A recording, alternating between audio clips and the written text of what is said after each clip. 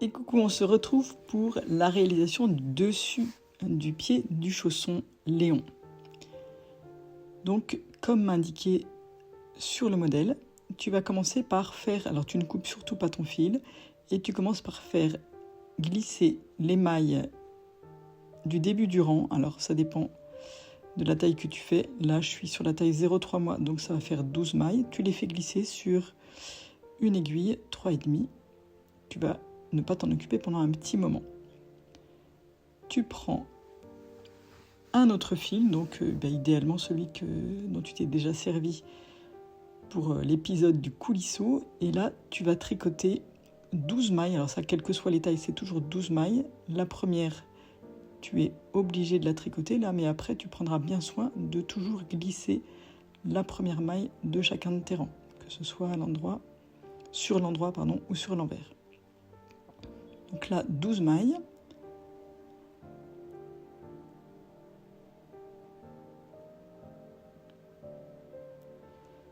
Et quand tu arrives au bout de ces 12 mailles, alors soit tu tricotes avec l'aiguille là qui te reste à droite, soit tu en prends une autre. Tu seras quand même plus à l'aise si tu en prends une autre. Et tu tricotes le nombre de rangs indiqués. Donc là, ça dépend de la taille. Je te remonte le dernier rang. Tu glisses bien la première maille. C'est important parce que quand tu vas relever les mailles dans l'étape suivante, ça va te faire quelque chose de très fin, de discret, et ça ne te fera pas une surépaisseur. Donc glisse bien toujours la première maille de ton rang. Une fois que tu as terminé, tu coupes ton fil. Et tu vas maintenant faire tout le tour de la semelle. Et tu reprends l'aiguille que tu avais laissée avec ton fil en attente. Avec une autre aiguille numéro 3,5, donc tu tricotes les mailles laissées. Donc ici, c'est 12 mailles parce que je suis en 0,3 mois.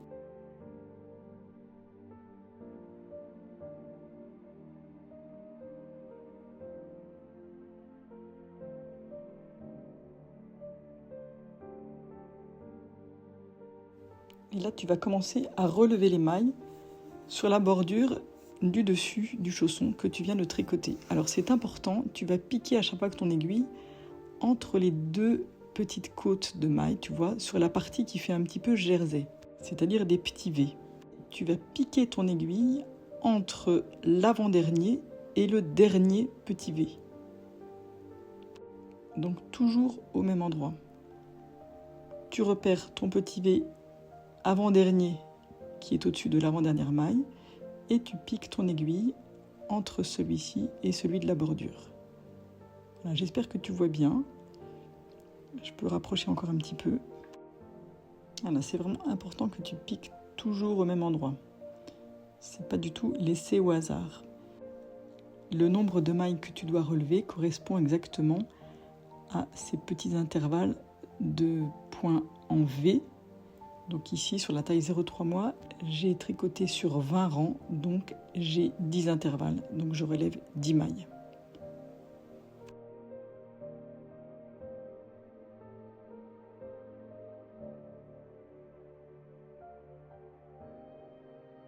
Tu vas bien jusqu'à la dernière qui se trouve vraiment en dessous de la dernière maille tricotée, mais c'est pas grave, tu vas bien la chercher. Et tu poursuis sur ton aiguille pendant 6 mailles. Tu vas comprendre pourquoi. Là, tu tires bien tes fils pour que tout soit bien serré.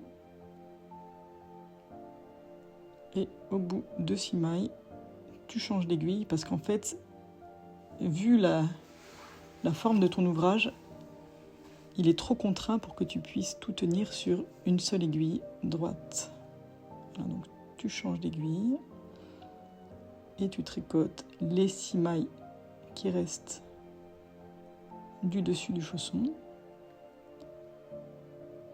Et tu vas ensuite relever donc le même nombre de mailles symétriquement par rapport à l'autre côté et toujours au même endroit, donc entre deux petits V, celui de la bordure et celui ici de l'avant-dernière maille du rond. Voilà.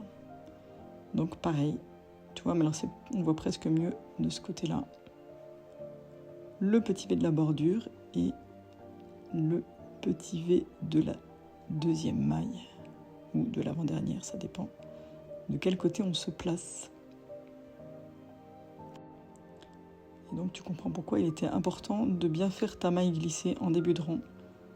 Comme ça tu repères bien cet intervalle entre les deux mailles et ça ne fait pas une surépaisseur de fil à cet endroit-là, ce qui serait le cas si tu tricotais cette maille.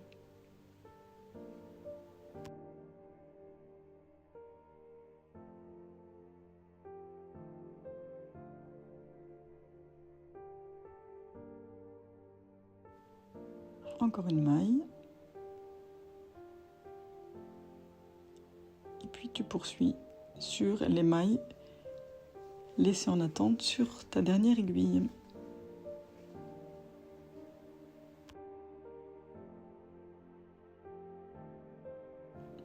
Je repasse en plan plus éloigné pour que tu puisses avoir une idée générale de l'ouvrage.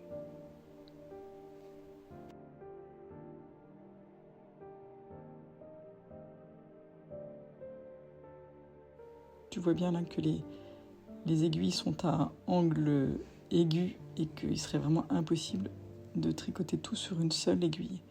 Et donc tu vas poursuivre avec 3 aiguilles jusqu'à ce que tu sentes que l'ouvrage n'est plus contraint et que tu peux aligner quasiment tes 2 aiguilles. Voilà, tu as 12 rangs à faire en tout, quelle que soit la taille. Je te laisse les tricoter et on se retrouve juste après quand on les aura fait toutes les deux. Eh bien, nous y sommes. Donc on va commencer maintenant les diminutions de la semelle. Donc pour ça, il faut être attentif vraiment la première fois, surtout le premier rang, et puis après, tu vas voir, le pli se prend, puisque c'est assez logique comme calcul, comme diminution. Donc toujours la maille glissée, si je ne te l'ai pas dit 100 fois à chaque modèle. Et pour toutes les tailles, donc 5 mailles en droit. Ensuite, 2 mailles ensemble, donc que tu prends bien de cette façon, tu les tricotes toutes les deux à l'endroit par le brin avant. Ensuite, selon le modèle que tu fais, tu as un certain nombre de mailles. Alors moi je suis sur le 0,3 mois, donc c'est 11 mailles en droit.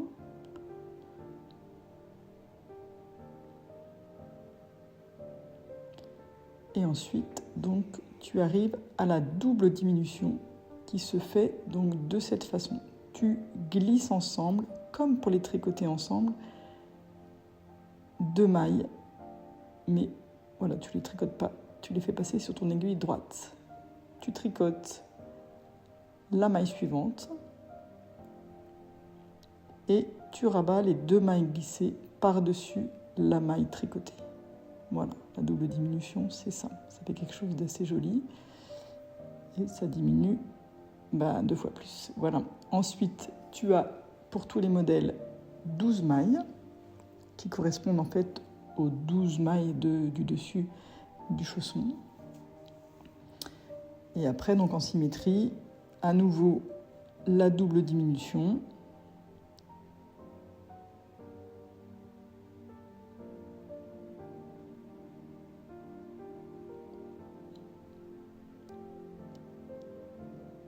Puis les X mailles indiquées selon la taille du modèle.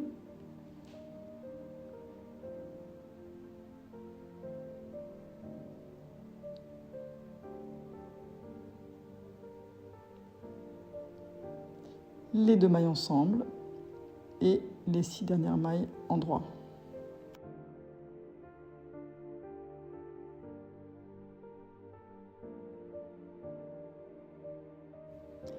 Le rang suivant, donc tout à l'endroit, le rang suivant et tous les rangs pairs suivants.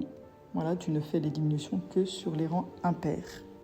Donc sur le rang impair suivant, tu vas faire cette fois-ci 5 mailles, donc une unité de moins qu'au rang de diminution précédent. Les 2 mailles ensemble. Et après aussi une unité de moins. Donc là, moi j'étais à 11 maintenant 10. Et si tu es sur notre taille, c'est une maille de moins que la fois précédente, jusqu'à la double diminution. Et entre les deux doubles diminutions, pour le coup, tu feras 2 unités de moins. Donc tu étais à 12 et maintenant tu vas faire 10. Après, une unité de moins, les 2 mailles ensemble, une unité de moins. Tu vas voir, donc ça va se répéter comme ça à chaque rang de diminution.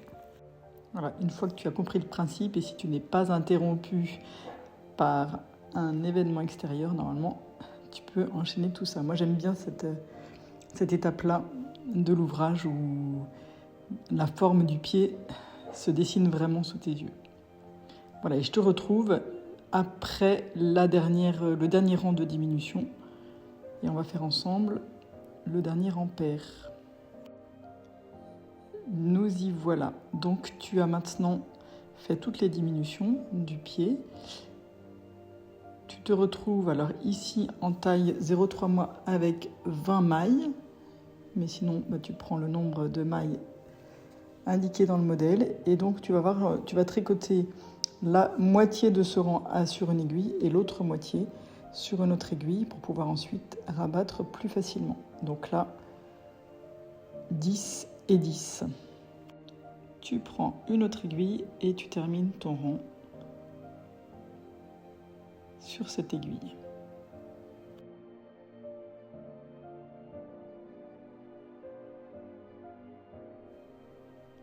Voilà, maintenant, en restant bien avec l'envers du tricot face à toi, tu mets les 2 aiguilles parallèles l'une à l'autre et tu vas tout simplement rabattre ces 10 mailles ou plus selon la taille en les tricotant ensemble puis en les rabattant. Là donc, comme on a déjà vu un peu plus haut pour le coulisseau, là tu tricotes ensemble la première maille de chaque aiguille, puis la deuxième et tu rabats la première sur la deuxième, etc., etc. Voilà, jusqu'au bout du rang. Voilà, ça va faire quelque chose qui va être très fin comme couture et ça fait toujours ça de moins aussi à coudre à la fin.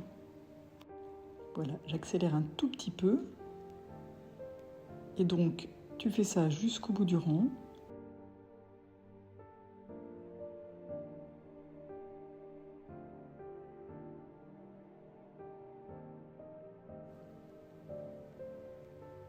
Dernière maille rabattue, tu coupes ton fil et pour finir, tu passes bien la queue de ton fil dans la dernière boucle pour qu'elle soit bien arrimée.